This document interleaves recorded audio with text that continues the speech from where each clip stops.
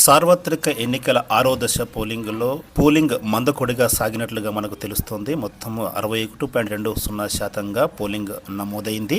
మొత్తం 6 రాష్ట్రాలు కేంద్రపాలిత ప్రాంతాల్లో ఉన్న 58 స్థానాలకు ఈ ఎన్నికల్లో పోలింగ్ జరిగింది. ఇందులో ముఖ్యంగా పశ్చిమ బెంగాల్ జంగల్ మహల్ ప్రాంతంలో ఓటింగ్ శాతం 78.09% ఉండగా జార్ఖండ్లో మాత్రం రికార్డు స్థాయిలో 62.74%, ఉత్తరప్రదేశ్లో 54.03%, బీహార్లో 53.30%, జమ్మూ కాశ్మీర్లో 52.28%, హర్యానాలో 58.37%, ఒడిస్సాలో 60.07%, ఢిల్లీలో 54.48% నమోదైంది.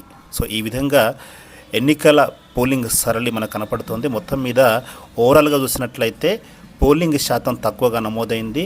ముఖ్యంగా ఇందులో గమనించవలసిన విషయం ఏంటంటే జమ్మూ కాశ్మీర్లో అత్యధికంగా పోలింగ్ శాతం నమోదు కావడం అనేది ప్రజాస్వామ్యానికి ఒక ఆశావహ సందర్భంగా మనం చెప్పుకోవచ్చు. జమ్మూ కాశ్మీర్లో 52.28% అంటే తక్కువ శాతం కాదు.